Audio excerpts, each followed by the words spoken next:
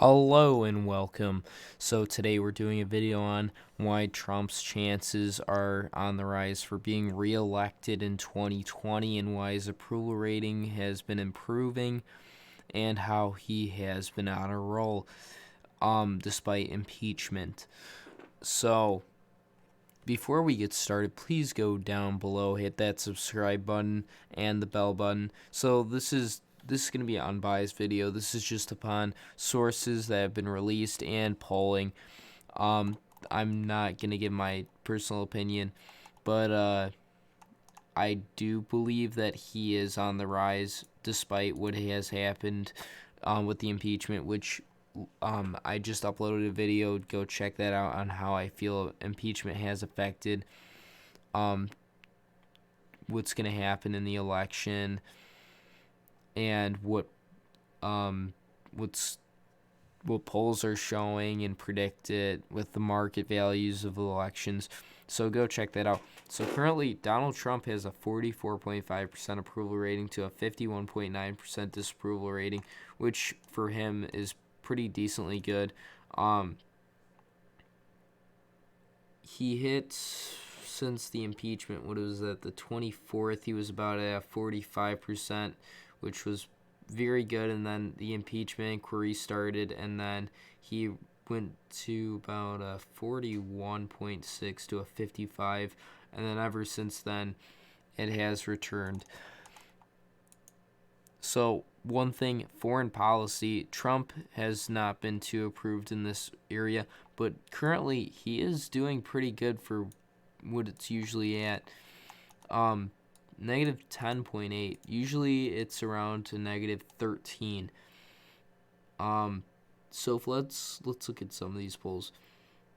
So The Economist, negative 6, previously negative 3, slightly down. Quinnipiac, negative 16, previously. Let's see, Quinnipiac, negative 26. Harvard Harris, before negative 10, now negative 8.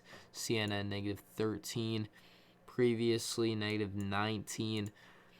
PBS, could I find a PBS poll? Sometimes those are hard here. Negative 11, so basically the same. But a 42.6% approval rating in foreign policy is very good for President Trump. That's his more weak area. For the economy, it's been on the rise at a 53.8% approval to a 41.2% disapproval, or a plus 12.6. For the Economist, slight down by 1 point. CNBC, let's see if I could find CNBC. Previously negative 8 and now a plus 9. Quinnipiac plus 12. Quinnipiac before was a tie. Harvard Harris plus 16. Harvard Harris before was plus 14. CNN plus 16, previously plus 9. So a lot of things have happened in Congress. One major thing is the passing of the USMCA deal in the House, which has not completely passed. It has to pass the Senate, but it passed with a 385 votes to a 41 vote.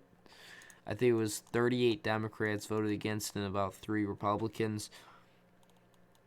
So this deal will be replacing NAFTA, and it's going to have a plus $68 billion to the U.S. GDP or economy. GDP is basically gross domestic product, or the production output of the economy. So it's going to add about $68 billion, which is 0.3 to 0.5% extra growth. 176,000 jobs in the next 6 years, and 38,000 auto jobs. Now, this is going to be huge for Trump. Major thing for Trump is he saying to put America first when he was running in 2016. He wants to help the auto workers. Replace NAFTA was one of his major things that he wanted to do, and it has passed the House after a year. Um, Basically, it's gonna make more updates on the previous NAFTA, which before it was positive, but it did. I forgot in which article I found it. I think it was also a CNN article where 800,000 jobs were moved to Mexico, taking effect of even automation and stuff. It still had a removal of 800,000 jobs, or a move of 800,000 jobs, mostly auto and manufacturing. Basically, this deal makes it where more parts have to be made in the USA.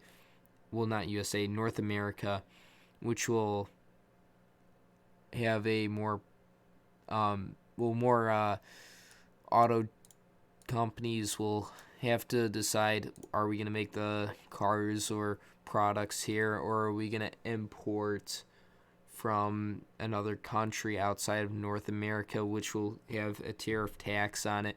What will work better? Also, here, for I think it's 30% of workers to have at least an average of $16 an hour in North America. This will help even workers in Mexico and America and Canada. That's going to have a positive effect. Another major thing is U.S. and China have agreed on a Phase 1 deal for trade to end the trade war. This major thing, $40 billion worth of farm goods in the next 2 years. This is going to help the farmers, which have been pretty mad about the trade war. I could see why. And there's still going to be a 25% tariff on $250 billion, but the $120 billion goods, it's going from a 15% down to a 7.5%, which will have more room for more purchases and wiggle room for more phases in the trade deal. But this is very major. There's finally been movement in both the USMCA and China. I think there's going to be about $200 billion total U.S. purchases, compared to, I think it was about 116. So that's almost a $80 billion boost, $90 billion.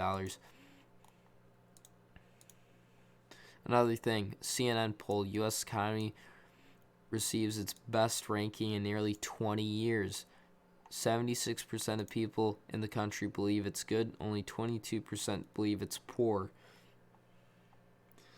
Out of party, 97% of Republicans believe the economy is good. 75% of independents, and even 62% of Democrats. In August, it was 91%, 62% for independents, and 47% for Democrats. Nearly 7 in 10 Americans believe the economy is doing good. And it's having effects on polling. Like in my last video, I had one on the impeachment stuff, and that's not only having effect, as well as U.S.-China trade deal, the USMCA passing. There's going to be a lot of movement in the polls. The Dow, now hitting a record high in the latest close, 28,455 points since Trump's election.